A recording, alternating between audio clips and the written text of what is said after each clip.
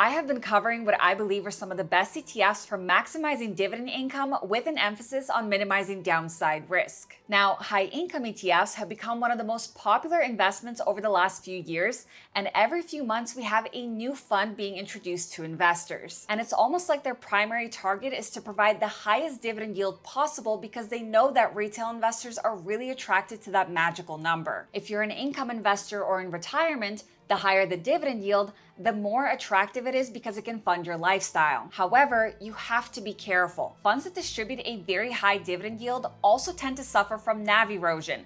This is something that can be detrimental over the long term, and I'll explain this in more detail in just a second. But beyond the high yield, there's also another hidden factor with certain high income ETFs that can cause severe NAV decay, and this actually has nothing to do with the dividend yield. It has everything to do with how the fund is structured and how it ties in with specific tax rules with the IRS. And this is something that nobody talks about. I only recently figured this out after doing some in-depth research, and it honestly surprised me. There are quite a few funds suffering from this.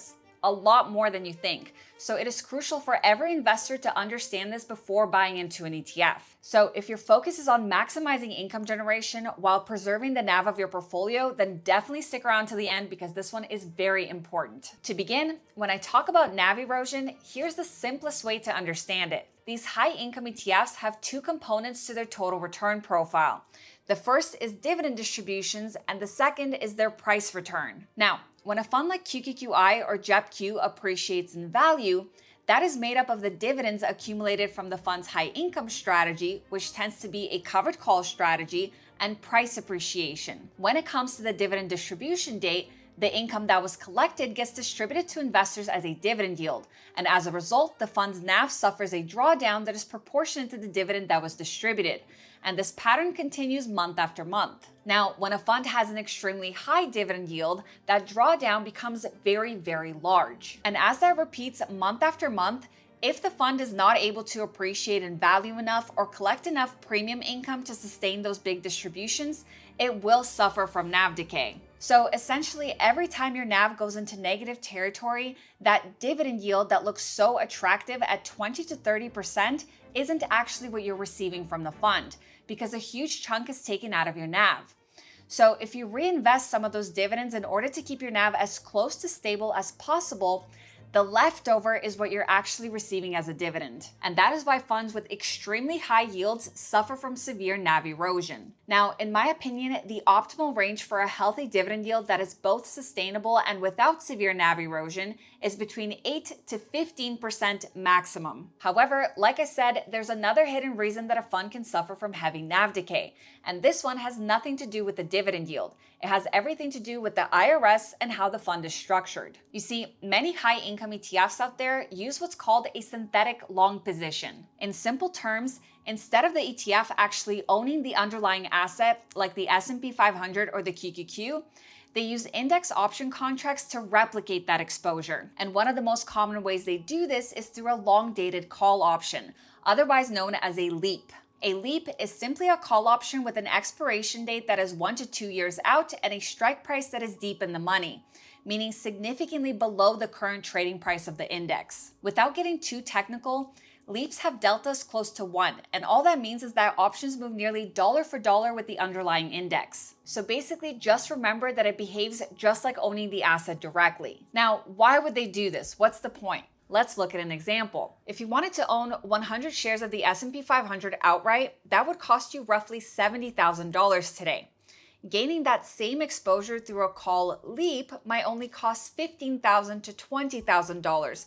That frees up a significant amount of capital that the fund can use for selling call options and collecting more premium income. This is why when you look at the holdings of some of these ETFs, you don't see the underlying index. Instead, you see a series of index option contracts. So in my mind, this seemed beneficial for a high income ETF. However, here's where things take a turn. And if you guys want access to these amazing tools along with in-depth fund analysis, market insights, ETF breakdowns, and more, then I highly suggest to sign up with Seeking Alpha. You guys can use my link to get $30 off their annual premium plan. Or you can also bundle Seeking Alpha's premium plan with Alpha Picks and save over $150. Alpha picks is their exclusive stock selection portfolio powered by quant and momentum strategies, and it has delivered over 3 times the total return of the S&P 500 since inception. I personally use Alpha picks, and it is one of the smartest ways to supercharge your portfolio. Now, of course, past performance is not a guarantee of future results, and this is not financial advice. Although an extremely high dividend yield can deplete NAV, these synthetic positions also deplete NAV, and not in the way you'd expect. The biggest clue comes when you look at the fund's dividend history. What you'll notice with funds that use synthetic long positions is that right before the end of the year, they have an abnormally large distribution. Just look at XDTE. Before the start of 2026, they had 2 distributions that were roughly 10 times their normal distribution rate. And the same thing happened at the end of 2024, where their distribution rate was roughly 3 times the normal rate. As a result, if you look at the NAV of this ETF on that day, you'll notice it had a severe drop of roughly 5 to 6%. Now, why did they distribute such a large dividend towards the end of the year? Well, it all comes down to one major factor, and that is how synthetic long positions are treated by the IRS. You see, that synthetic long position, the call option on the index, sits inside the fund throughout the year. It appreciates in value as the underlying index rises. But the fund managers never sell it. They just keep rolling it throughout the year because that is their underlying exposure to the index. But once they've reached the end of the year, the IRS looks at that call option and says, "We don't care that you didn't sell it. We're marking it to market."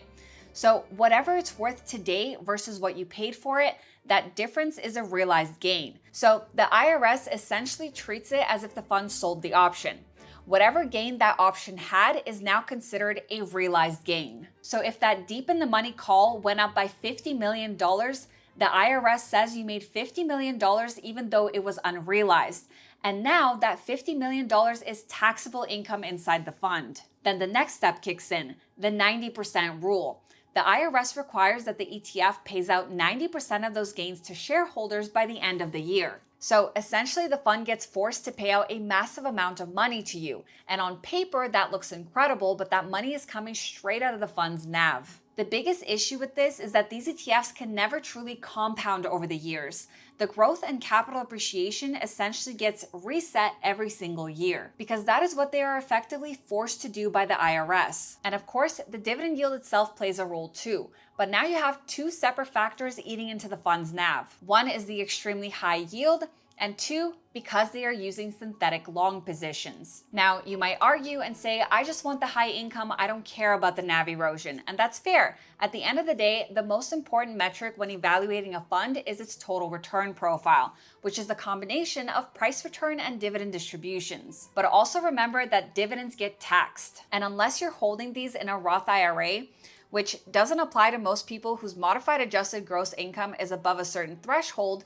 these funds are often sitting in a cash account or margin account where your NAV is getting reduced day by day. Yes, you're receiving a large distribution on paper, but that distribution is getting taxed. Now, if that dividend is classified as return of capital, that does make a significant difference because those taxes get deferred until your adjusted cost basis reaches 0 or until you decide to sell the fund. But return of capital dividends fluctuate year after year. It's never an exact proportion. But also note that these synthetic covered call ETFs often undergo reverse stock splits, and the majority of them will because their NAV will just continue to shrink over time. Funds that use synthetic long positions include XDTE, QDTE, QQQY, WDTE, and others in that same category. And that is all for this one. If you haven't yet, make sure you subscribe to my channel and hit that thumbs up button for the YouTube algorithm.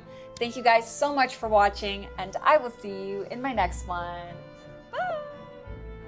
This video is for educational and entertainment purposes only and is not financial, investment, tax, or legal advice. Discussions of ETFs, investing strategies, market updates, or specific funds are general, not tailored to your financial situation, and should not be relied upon for decision making. Investing involves significant risks, including total loss of principal, and past performance does not guarantee future results. I am not a registered financial advisor. My content reflects personal research and publicly available information. I may earn affiliate commissions from mentioned products or links disclosed per FTC guidelines, but these do not influence my opinions. Always consult a licensed financial professional and verify information independently. By watching this, you agree I am not liable for any losses or consequences from your actions.